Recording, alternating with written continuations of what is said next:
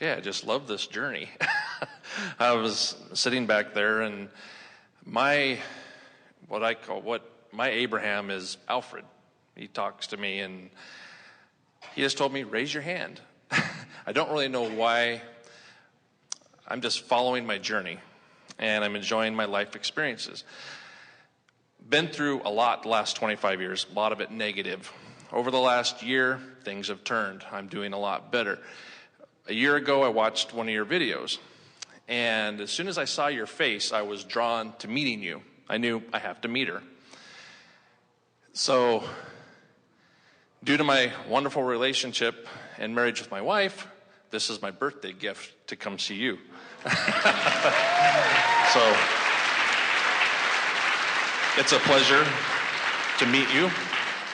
And I've always been known as a very, psychic person. I tend to know things sometimes when I shouldn't. There's that should word.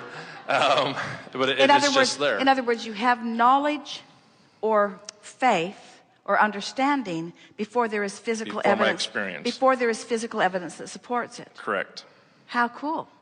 In other words, isn't that what we've been talking about here? That yes. you're able to find the vibration of it before it manifests. And if it's something that you want to manifest, then keep focusing. And if it's something you don't want to manifest, then cease the focusing.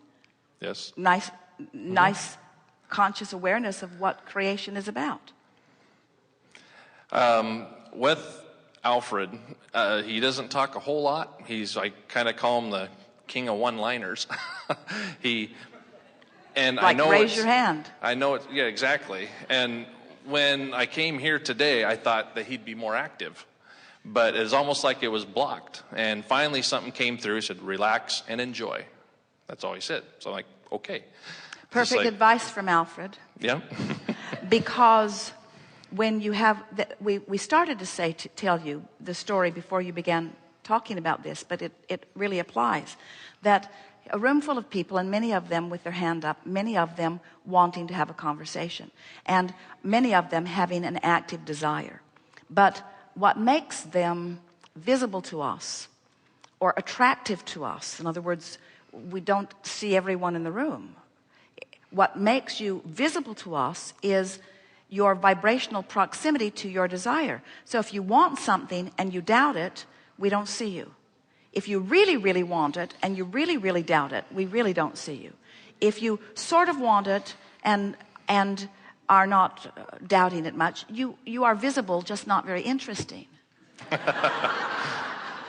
But if you really, really have a desire and you're in a place of relaxation and no resistance, then there you are. So Alfred said to you, relax, which is get into the allowing place, because there's enough active in your desire to make you visible unless you block it with your doubt. And in your relaxation, any resistance goes away. And then the next manifestation that came to you in the form of the idea was raise your hand. Didn't you find that particularly good timing? Yeah, it was. In other words, this manifestation stuff, this is exactly the way that it works. You become visible to each other, and not only visible to us in a forum like this where we are calling you forward for co-creative experience, but this is the way you're rendezvousing with everyone in your experience. You literally light up and become vibrationally viable to each other based upon what you've got going on vibrationally. That's why nothing that happens is ever an accident. Everything that happens is always a vibrational response. A thought crossed my mind. I said, well, just let the other people that have specific questions get a chance to get up here. And then that popped in my head. It's like, okay, I'll raise my hand. I didn't have a specific question. But so what piece did you contribute here? In other words, do you feel that he's contributed something with his conversation? don't you have a stronger sense of how it all works because of the real life experience that he has depicted and acted out right before your eyes? Don't you love the co-creative thing that we've got going on here? And doesn't it make you more certain of your ability to rendezvous with what you want wherever you are? So we are appreciative of you and Alfred, who is here with us. And I was curious when, is it the similar situation with Esther and Abraham? Did you talk to Esther within her mind where she could hear you like I hear Abraham, or like I hear Alfred? And I want to be able to share that specifically with my wife. There's one night we had gone to bed and I'm laying there and I'm hearing Alfred with his one-liners, and I'm like, I want you to talk so she can hear. And he says, well, what is the point of talking when there's nobody listening? I'm like, well, of course I'm listening, and I could wake her up. But well, that was Alfred's way of saying, and the way that Esther interpreted that same sentiment was, when you answer a question that isn't being asked, it's not particularly good timing. I took that as time to go to sleep. Yeah. If someone is asking and in a place of hearing, in other words, there are a lot of variables, aren't there? But often you are all full of your knowledge of something and you want to share it with someone. But many of you have discovered that it doesn't go over very well if you want them to know something that you want them to know if they don't want to know it. And you've also noticed that if no matter how much they seem to want it or need it, if they're not in a receptive mode, then giving it to them sort of backfires too. And so here's the way we would approach all of this, wanting to share your gift and what you know. Trust that the universe will cause you to rendezvous in perfect timing, and the inspiration will flow forth from you as it has here today, just in the perfect timing. And don't try too hard to make it happen. Let it happen. Just let it happen, you see. Esther had some advantages and some disadvantages. The advantage that she had is that she really didn't know what to expect, so she wasn't trying to orchestrate anything.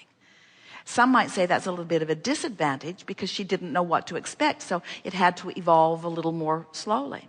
She had the advantage of having a mate who was full of questions, and so his asking really was what summoned us. As Jerry wanted to know, it was his powerful wanting to know that really summoned us. And Esther's absence of resistance, in the same way that Alfred says relax, that's sort of where Esther was. She wasn't interested or worried or pushing against anything, you see. And so it's different for everyone, but it is our strong encouragement that you just allow the process to unfold with this general positive understanding. It is logical that it will unfold in whatever way you want it to, and you get to define what it is. We promise you that in the early days, if Esther had known that she was, if we had said to her, Esther, one day you will stand before hundreds and thousands of people, and worldwide people will be giving you attention, and you will be speaking for non-physical energy in a different voice from a different point of view, she would have made certain that it did not happen. Because from that point of view, it wasn't something that she even knew that she wanted, you see. And yet, as it has evolved, it has just been the next logical step and the next logical step and the next logical step. And there isn't anything that she does in her experience ever that is more satisfying than this, you see. So, you know that Alfred is not really whispering words in your ear. What's happening is you're getting vibrational downloads that you are unconsciously interpreting into those one-liners. You have created Alfred into the personality that is appealing to you, and that's a wonderful thing. So the relationship that you have can be whatever you decide you want it to be, but we are encouraging you not to try too hard to decide it in any specific terms. Just say general things. I want it to feel good, and Esther always said, and I want to speak clearly your words. I don't ever want it to be contrived. I always want it to be inspired. I always want it to be something that is so compelling that I cannot not say it, but never something that I'm trying to get you to say. Mm-hmm. I want to speak clearly the words that best reflect what you are offering. Generally speaking, I want to uplift everyone that I interact with this. I always want it to be an uplifting experience. I want to always be in vibrational alignment with you so that what flows forth from me and through me is the pure essence of this non-physical energy. I want to be of value. I want it to be fun. I want it to be clear, and I want it to be obvious to me. In other words, feel how good those feelings are and how good those statements feel. Just make those general statements. And then this is the thing that Esther began to say that really turned it for her from something that was happening mentally and vibrationally into something that was manifestationally evident to others. I'm willing. Because for a long time, she was not willing to be this weird. Well, people never have seemed to have really get me. All growing up, I always seemed like there was Well, then you were prepared. little... You've always been prepared for this. Esther was a people pleaser. She had to give that up. Mm-hmm. Yeah, I've learned not to really worry about what other people think. It's just got to do what's best for myself. Wise. And I've started to do, as opposed to not really, I want this, I am this. I've put myself in kind of like, I want a nice big yacht. Feel the perfection of that, and feel the transition in it. I want it, which might have some resistance, to I am it, which is a full acceptance and no resistance. Feel that? Mm-hmm. But you can't say you are it until you know you are. In other words, you can't fake that. I am it. Mm-hmm. I am it. If reality that you're facing defies, in other words, I am a multi-billionaire.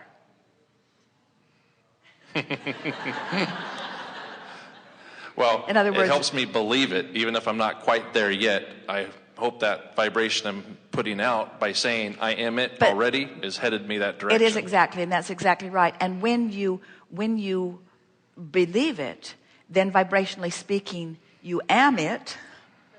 And when I am it, then the manifestation is fast on the heels of it. In other words, the manifestation has to follow that knowing. It has to. It defies law. It has to. But the question is, and it's why the conversation we had about the denial was so important, is because a lot of times what you want to feel, we're not speaking about you, we're talking about in general terms. A lot of times what a person wants to feel or wants to know and what they do feel and what they do know are not quite there. And you can't trick law of attraction, and you can't trick the universe. It's going to keep giving you feedback that depicts exactly how you feel. And that's why so many experiences that you've been witnessing already here today in the room, where you can see things matching up. People are having manifestations that match where they are. And it's just going to keep coming. There it is. There it is. Such a lovely understanding, isn't it? That I've lined up with my vortex. Don't know really how I did it. Just wanted to do it so much I figured out a way. So I got feeling pretty good, and I got feeling pretty good consistently enough that now the manifestations are starting to, and now I'm on a roll, because now it's easy to get there because the manifestations make it easy. But I'm not dependent on the manifestations because I got there before the manifestation. So I know that relative to any subject I can get there, and then the manifestations will follow. The manifestations are following my vortex work, not causing it. Let's start again. The manifestations are following fast on the heels of my vortex work, but not causing it. But now I'm observing it. Maybe it's causing it. Maybe it's keeping it going. But I'm not dependent on the manifestations. I know about the vortex. Vortex first, manifestation second. Vortex first, manifestation. It just gets easier and easier and easier and easier and easier for a while until I find another subject that then I have to do the real work about, you see. Very good. Thank you. Yes, indeed.